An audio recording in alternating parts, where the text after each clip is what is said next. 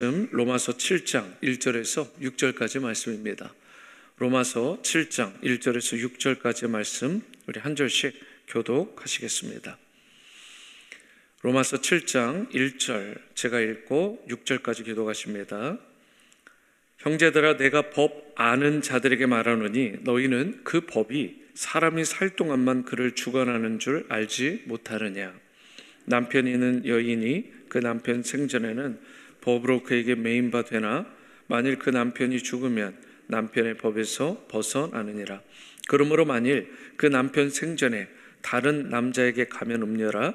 그러나 만일 남편이 죽으면 그 법에서 자유롭게 되나니 다른 남자에게 갈지라도 음녀가 되지 아니하느니라. 그러므로 내 형제들아, 너희도 그리스도의 몸으로 말미암아 율법에 대하여 죽임을 당하였으니 이는 다르니 곧 죽은 자 가운데서 살아나신 이에게 가서 우리가 하나님을 위하여 열매를 맺게 하려 함이라. 우리가 육신에 있을 때에는 율법으로 말미암는 죄의 정욕이 우리 지체 중에 역사하여 우리로 사망을 위하여 열매를 맺게 하였던 6절입니다. 이제는 우리가 얽매였던 것에 대하여 죽었으므로 율법에서 벗어났으니 이러므로 우리가 영의 새로운 것으로 섬길 것이요 율법 조문에 묵은 것으로 아니할지니라. 아멘. 네, 오늘 함께 읽은 본문을 보시면 사도 바울은 부부의 관계를 예로 들면서 율법의 한계성에 대해 설명을 합니다. 바울은 우리가 율법에 대하여 죽고 또 그리스도와 연합하여 성령으로 하나님을 섬기는 성도로 부르심을 받았다, 이렇게 말씀을 하죠. 오늘의 본문 특별히 1에서 3절을 보시면 그 당시에 결혼법, 혼인법, 이러한 부분에 대해서 이렇게 소개를 합니다. 먼저 1절입니다. 형제들아, 내가 법 아는 자들에게 말하노니 너희는 그 법이 사람이 살 동안만 그를 주관하는 줄 알지 못하느냐. 여기서 말하는 법이 유대인의 법인지 로마인의 법인지는 분명하지 않습니다. 일반적으로 많은 성경학자들은 이것은 모든 사람들이 다 인정할 수 있는 그런 공통적인 규범, 법규를 의미하는 것이다, 그렇게 설명을 합니다. 그러니까 법이라고 하는 것은 사람이 살아있는 동안에만 주관하는 것이지 사람이 죽고 나면 어때요? 법은 아무 의미가 없는 것입니다. 다시 말해서 법을 통해서 사형 집행이 이루어지든지 혹은 본인이 세상을 떠나게 되면 법의 굴레가 완전히 의미 없게, 완전히 벗어지게 되는 것입니다. 그래서 2절을 보시면 남편 있는 여인이 그 남편 생전에는 법으로 그에게 매인 바 되나 만일 그 남편이 죽으면 남편의 법에서 벗어나느니라 라고 말씀을 합니다. 그 남편과 결혼 관계에 있을 때에 남편이 살아있다면 남편과 그 혼인법에 의해서 매여 있는 것이죠. 그때는 다른 남자에게 만약 가게 되면 간음죄를 저지르게 되는 것입니다. 그래서 3절에 그러므로 만일 그 남편 생전에 다른 남자에게 가면 음녀라.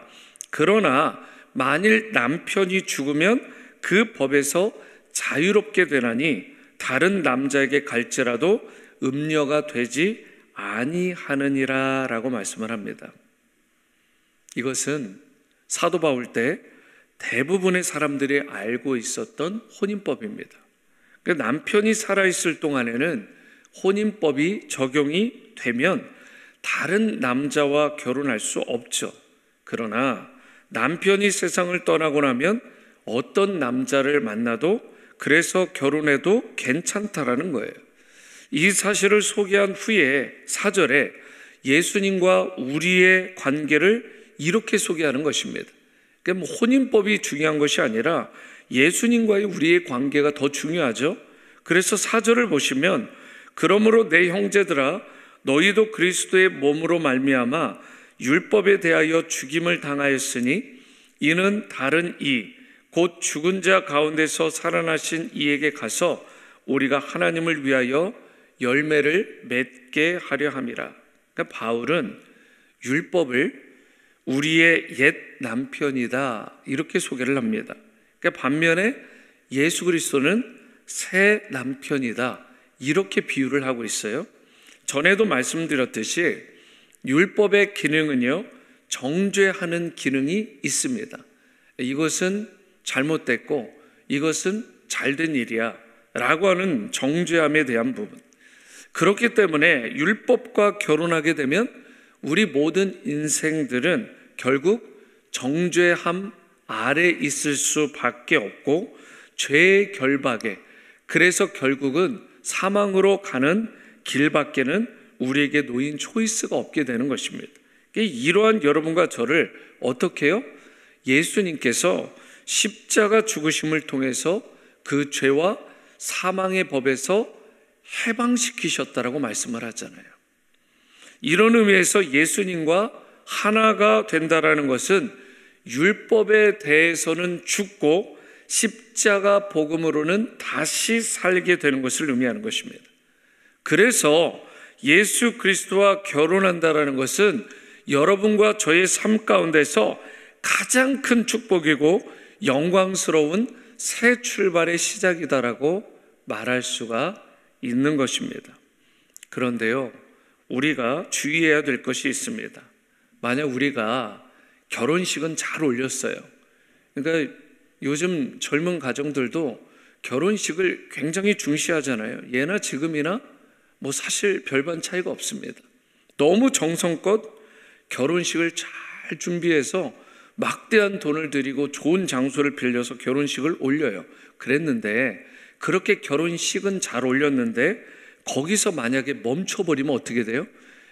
이제 우리가 결혼식을 잘 했으니까 결혼 생활은 자기의 소견에 좋은 대로 마음대로 해보자. 여러분, 그게 아니잖아요. 결혼식도 그 예식도 중요하죠. 하지만 어쩌면 더 중요한 것은 그 이후에 쭉 이어서 해야 되는 결혼 생활 아니겠습니까? 결혼 생활이 더 중요한 것이죠. 그래야 진정 결혼 뒤에 이 결혼 생활을 잘 함으로 결혼을 통한 열매, 좋은 열매가 풍성하게 맺히게 되는 것입니다. 그래서 중요한 게 무엇이냐? 예수님과 잘 연결되어서 결혼하는 그 예식과 같은 결혼식을, 우리가 혼인 예식을 갖는 것도 잘 해야 되지만 그 다음 단계인 결혼을 통한 실제적인 결혼의 삶을 잘 해가나가는 것. 그래서 우리 결혼 생활의 목표가 뭐예요? 예수님과의 관계에서 주님을 기쁘시게 하는 것. 주님을 기쁘시게 하는 게 신부된 우리 모두의 목표요, 도리가 되어야 되는 것입니다. 그래야 주님과의 관계 속에서 맺게 되는 열매가 풍성하게 되는 거예요. 4절 상반절을 보시면, 다시 보시면, 그러므로 내 형제들아 너희도 그리스도의 몸으로 말미암아 율법에 대하여 죽임을 당하였느니 라고 말씀하는데요, 이것은 율법이 죽었다, 율법은 다 지나간 사건이고 과거적인 것이기 때문에 우리와는 전혀 상관이 없다 라고 오해하는 것은 잘못된 것이라는 것입니다. 참고로 내일 큐티 본문인데요, 로마서 7장 7절 상반절 말씀을 제가 읽어드립니다. 그런즉 우리가 무슨 말을 하리요? 율법이 죄냐? 그럴 수 없느니라. 12절 말씀도 읽어드립니다. 이로 보건대 율법은 거룩하고 계명도 거룩하고 의로우며 선하도다. 이렇게 분명히 율법에 대해서 안어하고 리스펙트하는 말을 하잖아요. 이처럼 율법은 악한 것이 아닙니다. 결코 그럴 수 없어요. 율법은 거룩한 것이고요, 선한 것입니다. 아무리 시간이 흘러도 결코 폐지되지 않는 것이 율법이죠. 그래서 본문 6절 상반절을 보시면 이제는 우리가 얽매였던 것에 대하여 죽었으므로 율법에서 벗어났으니 라고 말씀을 하는데요, 율법은 하나님의 법이기 때문에 사실 1.1획도 죽일 수가 없습니다. 그러니까 율법은 죽을 수 없으면 이 혼인관계, 율법과의 관계에서 사실 우리가 자유함을 얻고 그리스도 안에서 새로운 생명을 얻기 위해서 해야 될 게 뭐냐? 율법은 죽을 수 없어요. 그럼 누가 죽어야 돼요? 내가 죽어야죠. 내가 죽어야 되는 것입니다. 그러니까 우리 모두는 율법의 정죄 앞에서 이미 사형 선고를 받은 자들이에요. 그래서 사형수에 해당하는 여러분과 저는 로마서 6장 23절 죄의 삭은 사망이라는 말씀에 따라서 마땅히 죽어야 되는 존재들이에요. 그런데 누가 대신하셨어요? 예수님께서 날 위해, 우리를 위해 죽으심으로 대신하여 우리의 죄값, 나의 죄값을 지불해 주신 것입니다. 내가 죽었어야 되는 십자가잖아요. 그래서 죄도 흠도 없으신 예수님께서 대신 죽으신 걸 기억하면, 그 값을 치르신 걸 기억하면 우리는 어떻게 해야 돼요? 십자가를 볼 때마다 이렇게 가슴을 치며 날마다 통회하고 감사해야 되는 거 아니에요? 내가 죽었어야 되는 자리인데, 내가 박혔어야 되는 십자가인데, 주님께서 날 위해 그 값을 대신 당신의 그 거룩한 존귀한 십자가 보혈과 그 몸을 찢기심으로 말미암아 구원하신 것, 하나님 너무 감사합니다. 이 은혜 갚을 길 없습니다. 그 십자가를 떠올릴 때마다, 십자가를 바라볼 때마다 우린 그런 고백을 할 수 있어야 돼. 내가 죽었어야 돼. 내가 박혔어야 되는 십자가인데. 여러분, 율법의 요구를 충족시키려면 오직 죽음밖에 없는 거예요.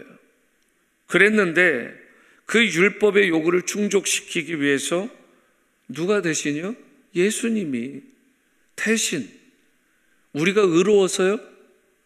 우리가 그분한테 사랑받을 만한 무언가가 있기 때문에요? 성경 그렇게 말하지 않습니다. 우리가 사랑받을 만한 것이 전혀 없었어요. 완전히 죄 가운데 빠져있던 우리였습니다. 모든 사람이 죄를 범하였음에 하나님의 법에, 은혜에 이르지 못했어요. 모든 사람입니다. 그런데 주님의 그 귀하신 십자가 대속의 은혜로 여기에, 이 새벽에 여러분과 제가 앉아 있는 것입니다. 세상에 수많은 사랑이 있다지만 예수님과 같은 사랑 없습니다. 세상에 수많은 사람이 있다지만 예수님과 같은 분 없습니다. 어찌 감히 누가 예수님처럼 그 위대하고 그 놀랍고 특별한, 도저히 이해할 수 없는, 형언할 수 없는 그 사랑을 보여주셨습니까? 오직 예수님만이 그 십자가 사랑을 우리에게 보여주신 것입니다. 우리는 누추하고 더러운 인생들이었는데, 죄인 중에 괴수들이었는데, 예수님께서 자신의 죽으심으로 말미암아 나를, 우리를, 그 죄를 깨끗하게 사여 주시고 그분의 자녀요 백성 삼아 주셨습니다. 그러므로 사랑하는 여러분, 세상이 아무리 악하고 환경이 척박해도 우리가 반드시 기억해야 될 것은 이 예수님의 날 향한, 우리를 향한 사랑인 줄로 믿습니다. 이 사랑만 확인하면, 이 사랑에만 붙들린 자가 되면 우리는 다시 일어설 수 있어요. 누구나 다시 승리할 수 있는 것입니다. 그러므로 이 새벽에 여러분과 제가 예수님의 십자가 사랑을 구할 수 있게 되기를 바랍니다. 그분의 사랑 안에 거하고 누리는 삶을 살아갈 수 있게 되기를 바랍니다. 그리고 여러분과 저의 남은 인생, 그 사랑의 빚진 자로 주님을 위해, 그분의 나라와 그 영광을 위해서 아낌없이 나 자신을 존귀하게 드리며 나아갈 수 있게 되기를 바랍니다. 6절 하반절의 말씀과 같이 더 이상 율법 조문의 묵은 것으로 하지 아니하고 주님이 주시는 새로운 영, 새로운 마음으로 오직 예수 그리스도만을 사랑하고 섬기고 영광 돌리며 살아가는, 여기에 있는 우리 모든 존귀한 지구촌 성도님들 다 되시기를 주님의 이름으로 축원합니다. 기도하십니다. 사랑과 은혜 주님, 내가 바뀌었어야 된 십자가인데, 내가 죽었어야 마땅한 십자가인데 주님께서 의롭지도 못하고 늘 허점과 부족함 투성이었던 날 위해, 우리를 위해 십자가에 지신 그 사랑, 그 은혜, 그 위대하심을 이 새벽에 찬양합니다. 그 십자가의 사랑에 주님 안에 늘 거하는 인생 되게 도와주시고, 그 사랑을 위해서 남은 인생 은혜에 빚진 자답게 달려가는 우리 모두가 되게 도와주시옵소서.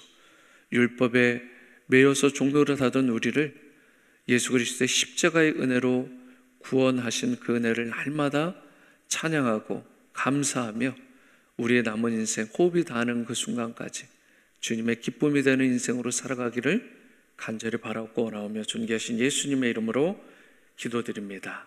아멘. 하늘에 계신 우리 아버지여, 이름이 거룩히 여김을 받으시오며 나라가 임하시오며 뜻이 하늘에서 이루어진 것 같이 땅에서도 이루어지이다. 오늘 우리에게 일용할 양식을 주시옵고 우리가 우리에게 죄 지은 자를 사하여 준 것 같이 우리 죄를 사하여 주시옵고 우리를 시험에 들게 하지 마시옵고 다만 악에서 구하시옵소서. 나라와 권세와 영광이 아버지께 영원히 있사옵나이다. 아멘. 계속해서 개인의 기도로 나가시겠습니다.